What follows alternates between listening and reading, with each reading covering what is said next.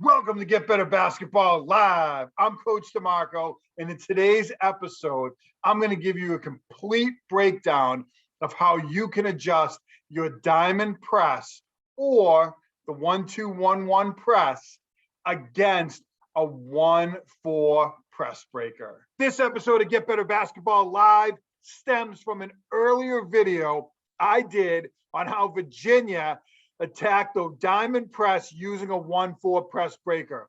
In that video, a coach dropped a comment down below and said, do you have a video on how you can adjust the diamond press against the 1-4 press breaker? I spoke about it briefly in that video, but now in this episode of Get Better Basketball Live, I'm going to take a deep dive in how coaches can adjust their diamond press to go against the 1-4 press breaker that is set up to break the diamond. In today's episode of Get Better Basketball Live, I'm going to show all the coaches who love the diamond press what they can do to counter that pesky 1-4 press breaker. But before I jump into it, make sure you hit that like button down below, turn on your notifications, and subscribe to Get Better Basketball YouTube channel for more great video breakdowns each and every week. Another Get Better Basketball Live is up now. If you want to use the diamond press against a 1-4 press breaker, I'm going to talk to you about the adjustments you can make. But obviously, there are some other things you can do. You could go to a full court man-to-man press to counter any type of 1-4 across press breaker. You also could make a simple adjustment like going to a 3/4 court diamond where you start the point of the press back at the free throw line. That kind of nullifies this 1-4 across alignment. There are other things you could obviously do as well. But today, for those coaches who love to be in the diamond press, I'm going to show you what the adjustments can look like. Now, keep in mind the trap spots on the floor. We have the coffin corner. Shaka Smart said, I believe about 75 to 85% of passes against the diamond go into this corner, and we are able to get this first trap. Obviously, as an adjustment, teams are going to try to not throw the ball into that corner, not allow us to get the trap. There's other things they're going to try to do out of this 1-4 look. Obviously, defenses can also trap in this weak side corner. They can trap just before half court and just over half court. And we know as teams look to attack this press, they want to get the ball into the middle. They want to stay out of these trap spots. And ideally, if they can go middle, opposite, back to the middle to break it, or look middle, opposite, and then attack with the dribble into the middle, which is this MOGO here, middle, opposite, go. Or the other one will be middle, opposite, then pass middle. These two acronyms are what teams want to do against the diamond press. So we have to keep that in mind as we're developing and creating adjustments when teams go 1-4 across, and really think about what they're trying to do to break this press. So the basic alignment of the diamond press, this X4 player, probably one of your taller, more athletic players, they're going to try to angle the ball into the corner and really want to keep the ball on this side of the floor. X2 is an elbow player. X1's an elbow player. Probably one of your better athletes in the middle of the floor here, playing sort of free safety or center field, so to speak, looking to be an interceptor first in the diamond press. Some teams will put their point guard here, as VCU did with Joey Rodriguez, because they get steals and then they can create off of those steals, and they're very good facilitators. So here's the basic alignment, but obviously with the 1-4, there's some gaps. So you have to make an adjustment. So I show you the basic alignment of the diamond press, but against the 1-4, as I've noted, what's the adjustment you're going to have to make? I would take my X2 player, this elbow player, and I would walk them over, not quite splitting the difference between the elbow player and the wing player here, but probably a little tighter to the 0-5 and a couple of steps behind them. We didn't want 0-5 to catch it going long. We really wanted to almost get on their hip and funnel them to catch it in this area. We might not trap in this area unless it came into the coffin corner, but we would force it to be caught lower which would make a tougher second pass. Most teams that are going to run a 1-4 press breaker are going to look for some type of diagonal or middle cuts, as I'm going to show you in a couple minutes. Our X3 would adjust by walking up here behind O2. I'm going to remind you of this a couple times, but our X3 player in the middle is not going to be a trapper. They're going to be a player who is primarily an interceptor. They do not want to follow O2 up here, because if they do, it's going to be very easy to throw the ball over the top of the press, which is going to make it difficult for the defense. Our X1 is going to tighten up to O1 here. We're going to be a little bit further from O4. We have the backboard here as a defender on this side of the floor. It's going to be very tough for O3 unless they run the baseline, and we would bump our coverage and adjust. It's going to be very tough with X4 angling the ball to the corner and the backboard for O3 to make a pass. They could make a bounce pass to this corner, and this player could catch it really low. We could make an adjustment on that, but really it's going to be tough to make this cross-court pass here. So X1 is going to tighten up a little bit here, closer to O1. So here's what it's going to look like. We're going to have X2 here, maybe a little tighter to O5 to force them down a little bit lower.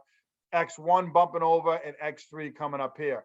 But we want to keep the integrity of these spots as the ball comes in bounds. Again, X3 wants to back up eventually because they don't want to be a trap player or an up player. They kind of force O2 to catch the ball up here, and then they're going to back their way out because they don't want to get caught too close to the basketball and make an easy pass over the top. These three players, X4, X2, and X1, they're going to be our trap players in the diamond press. So they're going to be a little bit more aggressive than X3 and X5. Now, before I get into the base action, which is typically going to be for O3 to throw to O5, I want to show you two adjustments that teams are going to make as you bump your coverage. One is they're going to walk O2 up to the basketball and throw to them. They're going to try to take O1 and make a middle cut. So they want to go right here because they know that X3 is probably not going to follow them up.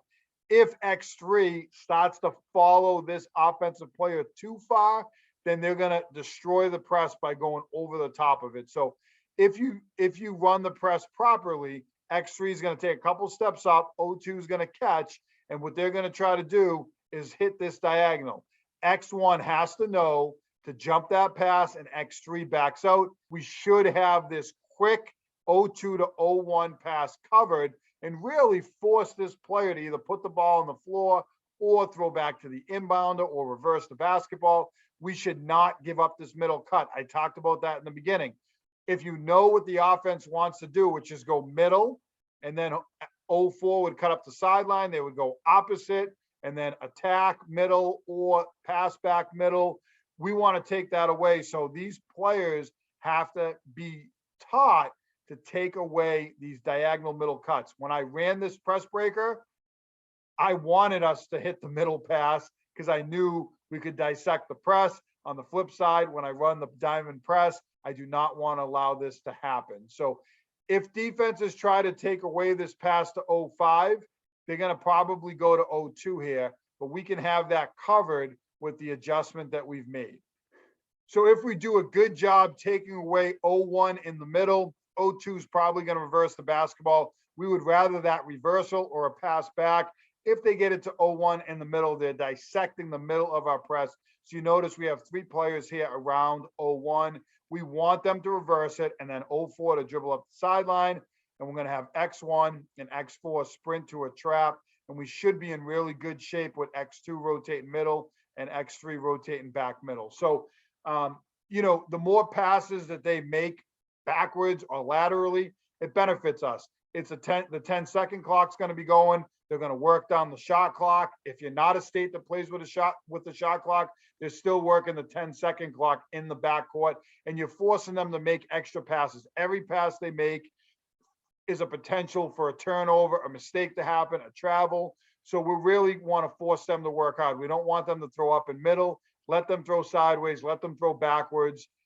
If they have to make a pass, obviously we want to try to contest everything, but make it as hard as possible for them. If they're lucky enough to get it into the middle to O1, as we see here, then on the catch, X2, X1, X3, X4 all have to sprint and get back because O1 is going to catch it in the middle and they're going to look to attack. O5 and O4 can fill the lanes. They're going to have at least a 3-on-2, if not a 3-on-1 in that situation. So you can see why we have to be concerned about that. I mentioned that in the beginning of the video. You have to know what the offense wants to do. They want to go middle, opposite, middle, or middle opposite, and then attack through the middle with the dribble. They want the ball into this area. So X3, when this pass is made, should be able to do a good job as an interceptor and get some steals here, and we can get numbers going the other way. So we don't want this ball to get into the middle, but obviously that's what the offense is trying to do. Now, the other adjustment is pretty simple. O3 could run the baseline and then throw over to O4. We have to bump our coverage. It's not very difficult. X1 is going to kick over behind O4 as O3 is running the baseline. X3 is going to bump over to O1, just like they were on the other side, and X2 is going to tighten up closer to O2. As O3 gets over here, this cross-court pass to O5 is going to be very difficult. So we're just going to bump our coverage over and rematch up the same way we were on the other side, with X1 going here, X3 going here, X2 getting closer to O2, and we're going to force them again to pass backwards or pass laterally. We do not want O4 to catch it and hit O1 or O2 on middle cuts because that dissects the press. If we adjust properly, then we should take away this option. Let them pass to O4 and then just adjust. If they pass to O4 and X1 runs up, then O4 is just going to dump the ball right into the middle. So we have to be patient with our press. And that's not something you hear all the time in full court pressure defenses. But with the 1-4, we have to be a little bit more patient. We're going to get our traps, maybe not up in the coffin corner or the weak side corner. More likely than not, it's going to be just before or just over half court. Be patient, and teams will make mistakes. As I said, with the pass to the elbow player into the middle, we don't want O4 to catch here and throw to O1 in the middle. So X2 has to take it away, X3, X1, not being too aggressive. Again, we have this triangle of players taking away the middle. He tries to throw it here, X1 cuts it off, and now we got X2, X4, X1 attacking 3-on-1 or 3-on-2 if O4 can recover. Take away the middle pass. I can't emphasize that enough. I say it each slide we go through, take away the middle. If you do, you're going to force this player to put the ball on the floor up the sideline and you're going to trap them, or they have to reverse it again. They're going to be at 6 or 7 seconds in a 10-second count. Now they're going to panic and there's going to be more opportunities for them to make mistakes. Shot clock or not, that 10-second count can be your friend. If you have a shot clock, you're really working the clock down and you're going to force them to take a tougher shot late in the shot clock by making them pass the ball backwards or lateral, but not up the floor and into the middle area. So those are just some simple adjustments that I would be remiss if I didn't show you when teams use a 1-4 press breaker. But traditionally, from my experience, they're going to go to this 0-5 player and they're going to try to hit them right here. And then they're going to look to 0-2 or 0-1 on cuts across the middle. Now, if this X2 player can kind of get on the hip of 0-5 and force them to catch it even lower, yep, we might not trap them because it might not quite be in the coffin corner. And I also traditionally don't love to trap a taller post type player. Let them catch it here. And then X2 can back off. X4, we can reset our diamond press, get X4 with their hands up, jumping up and down. Everyone else adjusts. Let them throw it back to the inbounder. We readjust our press. They're going to have to reverse it. Again, that 10-second clock is ticking. So we had a team we played against it at a very tall post. They wanted to throw it to this post and then hit this diagonal cut. That post caught the ball up here. We took our 2 players. We sandwiched the first diagonal cut and the second diagonal cut.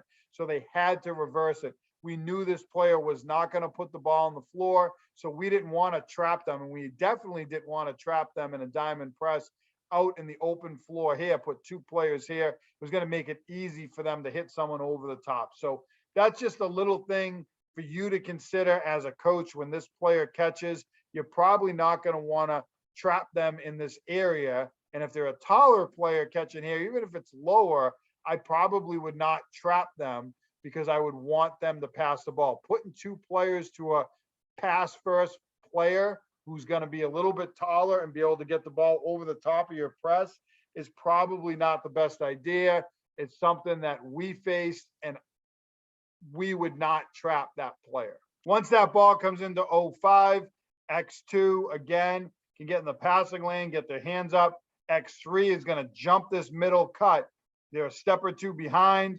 If 02 goes up and catches it, obviously X3, as I said, is going to step back. They're not going to get caught up too far, but this is where they can get steals, because 05 sometimes is robot-like. They're going to catch, turn, and look middle, and X3 can jump it, get a steal. We get numbers going the other way. As they get smarter, they're not going to hit this player because we must take away this first middle cut. Then they're going to look to the second middle cut. X3 takes away the first middle cut. So now 05 is going to look to their second option, which is going to be the second middle cut. And X1 should be able to jump that and potentially get a steal or take away that pass. Going to be very hard to make this cross-court pass to 04. They could, and if they do, we're going to turn, sprint, and adjust.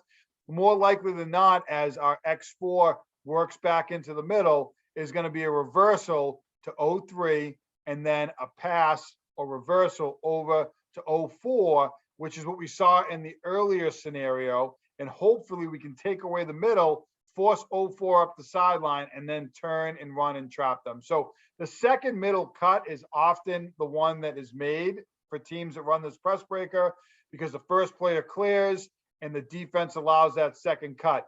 You have to take away the middle.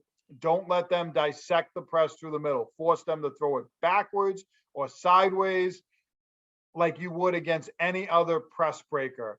The 1-4, yep, the original alignment, we have to make adjustments, but once that ball comes in, we have our same principles we're going to use against any alignment. And if we can get them to throw backwards and get that 10-second clock ticking, the team's going to panic and there's going to be a greater margin for error. So before that ball is going to get reversed, as I mentioned, 05 to 03 to 04, they're going to try to go to 03 and then right to the middle. Soon as that pass goes to 03, X2 is sprinting back in the position. They're going to try to reverse it and set up sort of a 1-3-1. We're going to have 03, 05, 1, 4, and then 02 here. And they're going to look to try to attack the middle.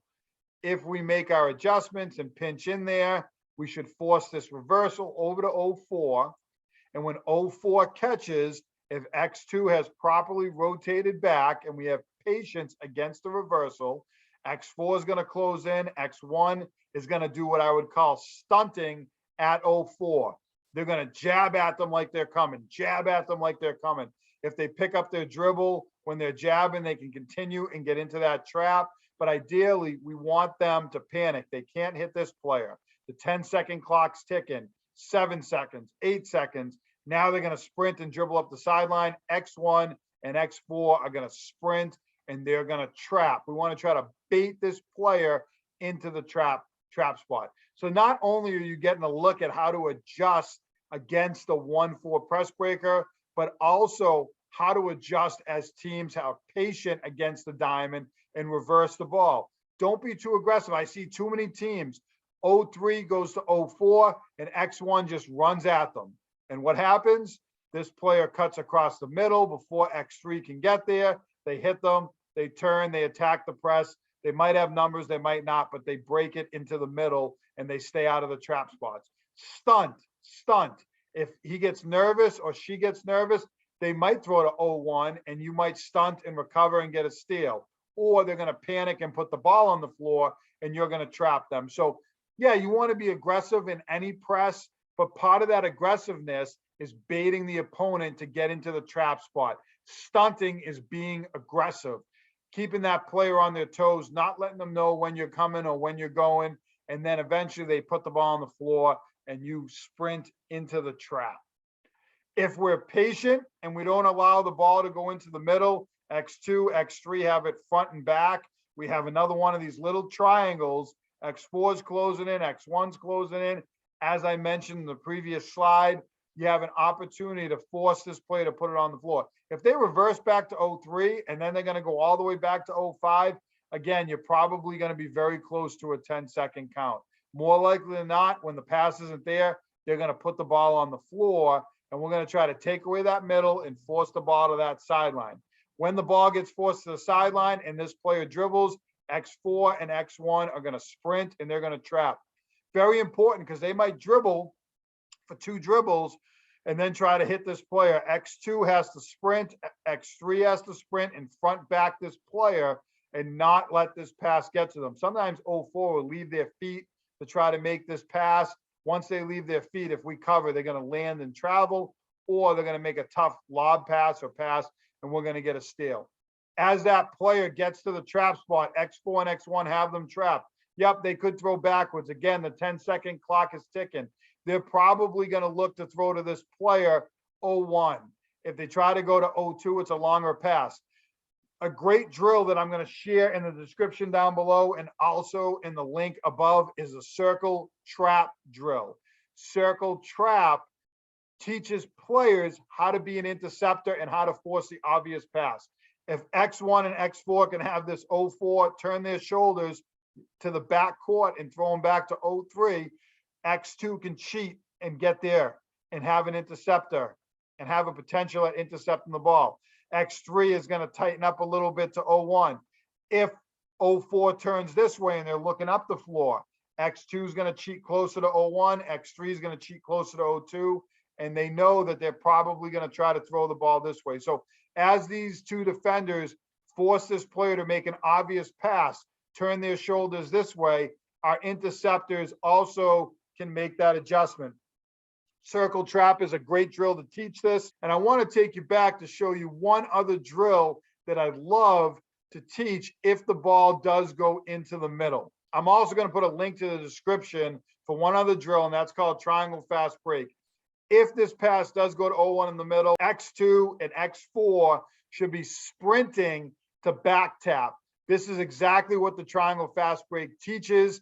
X1 is backpedaling, X3 is backpedaling, and then you fix it and get matched up in the half court. When I say fix it, it just means the defense is talking and getting matched up with players who they're supposed to be matched up with. But if it does go here and everyone is sprinting, we can still speed up this player and potentially back tap. So circle trap is a great drill to teach interceptors and how to force the obvious pass in a trap. Triangle fast break is a great drill to teach players how to sprint back. I wanted to mention that because let's be honest, there are times when the ball is going to get into the middle of the floor. And if you do a great job sprinting back, you're either going to get a back tap or you can speed that player up, force them to travel, or make an errant pass and turn the ball over. So quick review here. If the ball goes to 0-5, we know that we want to take away the first middle cut that they're going to try to make.